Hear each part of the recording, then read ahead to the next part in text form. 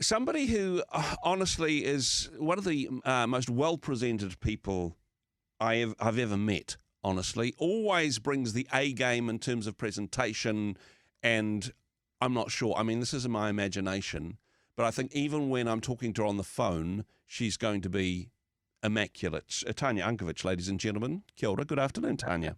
Hi. Thank you for that wonderful intro. And am I right? I mean, I imagine you're not the just pop down to the supermarket in my pajamas type of person, in terms of appearance and how you feel about yourself. That's an important part of who you are. And, well, certainly my impression that's the case. It is, but I still feel good about myself when I go out in my digs as well. So that's different, Yeah, I'm not saying it's high heels and twin setting pills when you're doing the gardening. I mean, horses for courses in this regard. But you've got an interesting expression when it comes to today's topic. We're talking about keeping our standards high.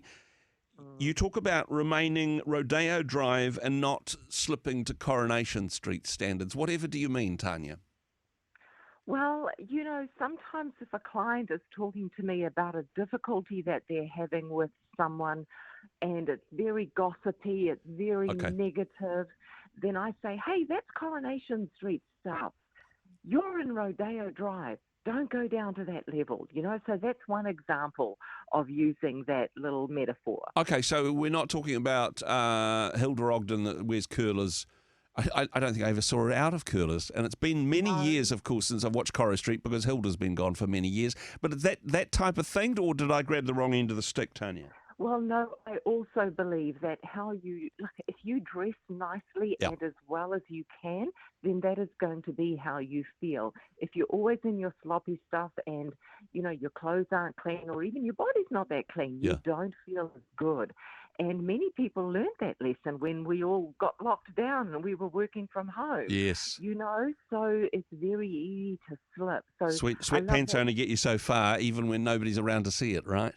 I know. Sweatpants from the waist down, right? And all dressed up from the top up. Oh, exactly. How you do one thing is how you do everything. Exactly. So dress becomingly. Yeah. Now, perhaps I've lost the reference here. Now, Coronation Street, I get. No, but not even people in Manchester want to live on Coronation Street. Seriously. It's not very aspirational, but Rodeo Drive, I'm not even sure I'm saying that correctly. What's the reference there, Tanya? It's about keeping your standards high. So, Rodeo Drive is that fancy street in Los Angeles where all the fancy shops are, right? Yeah, okay. And so often that is used in television programs and that sort of thing. So it's just a metaphor of keeping your standards high. So, with no... hopefully no disrespect to anyone in Coronation Street or Rodeo Drive, okay? Exactly. It's a metaphor. We're working with this. And I love what you're saying at the beginning, actually, of, hey, even when we're in situations where people may be bringing us down, we don't need to stoop to those standards, even when perhaps the people around us are a bit Coronation Street, or they're really quick to criticise, or they can't talk about somebody without making some snide remark. It's very easy to mimic that. It's very easy to get on board with that, but we don't have to, right?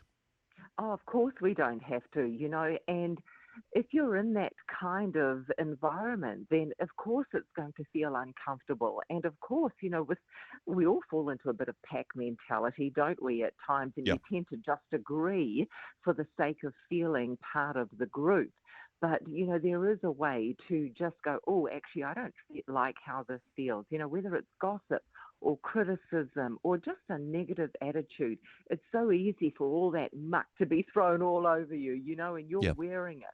So that's why I often say to my clients, if you've come home from a situation like that, or if you've had a really bad day where you've just felt that everyone's thrown it at you, the first thing you do when you get home is have a shower and wash all of that off. Gosh, good idea. It's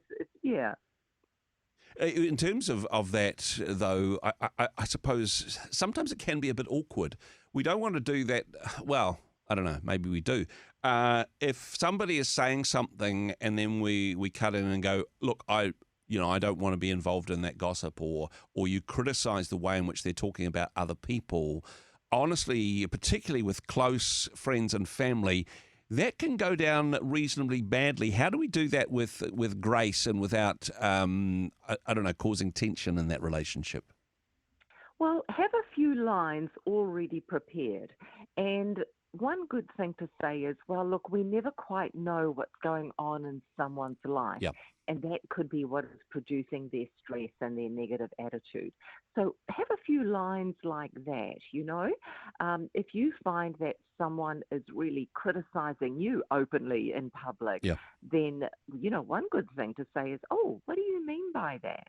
Huh. And that's often a good way to come back and just gracefully say, hey, maybe that wasn't that appropriate. What do you mean by that? Mm. Because you'll find that people won't come back and be as aggressive if you come back with a question and graceful like that. It is. You know? It is easy to not sort of double down on that, and either, particularly when we're feeling attacked or people are making snide comments, to either get aggressive or get overly defensive.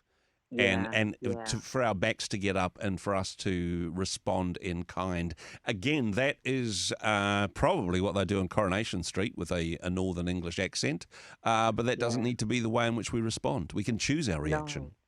No, we absolutely can. And also practice the pause, you know, take a little bit of time and notice that you might be offended and get curious. Oh, isn't that interesting? I've just gotten triggered by that. Why am I triggered by Yeah. that? So you may not want to try and work that out in the moment, but work it out later on. Why is it that that response or that comment triggered me so much? And, you know, often when we do get triggered, it means that we're getting a certain part of us is feeling triggered. Maybe the little girl in us is getting Yep. triggered, or the little boy who gets angry gets triggered. So just show up as an adult. Whenever you're around these people who you know maybe talk like that, just show up in that state of being an adult. Of course, the example that comes to mind is what would Jesus do in these situations, and he had all the one-liners, eh? And of course had He all the sure did. grace to deliver them. Sometimes with a little bit of a bump, sometimes making a bit of a Yeah, point there. yeah. Gosh, if only we could be as gracious in our conversation as that. There may be some people listening to this at the moment, though, who are in relationships, or there's people that they know who just seem to be stuck in their own toxicity. Yes, we Mm. don't need to reinforce that in our conversation, but are there some situations where, honestly, there's people that we're not going to be able to help in that regard, and they're causing harm to us? Is there a case for saying there may be people we need to avoid, or perhaps restrict the amount of time we spend with? Well, you know, if you have tried to point out to them, hey, this attitude isn't okay, you know, maybe you are offending people, and sometimes you can say it playfully. If you don't get a good response, and if they keep doing that, then it may be that you do spend a little bit less time and just find some way for you to let them go and leave them in God's hands, because there may be some hurt going on for them. You know, as the saying goes, hurt people hurt people. Yeah. And hopefully, maybe if you just pray for them, maybe they will find what's going on for them, which is why that is coming out of them, Yeah, you yeah. know? I mean, So, that's such yeah. good advice, because it's easy to sort of double down on it. If somebody's toxic, that you're mirroring their toxicity, or you're reacting against that. But very difficult to still dislike somebody that you're praying a blessing on, Tanya. So it's a very Yeah. good advice indeed. Let's be more Rodeo Drive and less Coronation Street. Some very good advice indeed. And, well, hey, I've certainly learnt something standing here in my three-piece suit and top hat. Wonderful. No, Wonderful. I love that more. saying. It's more jeans and a Rima t-shirt for me, but hey, it's the illusion of Oh. radio, Tanya. Oh, yes. And, you know, I was just going to leave you with a saying, you know, keep living to your highest standard. And if people really want you in their life, then they will step up Yeah, and they will go, I want to be like that. So you're living as an example to others. very good stuff indeed. Of course, people can find out more on social media and on your website. Lots of wonderful resources, a lot of it free and available online, Tanya. Absolutely. TanyaUnkovich.com.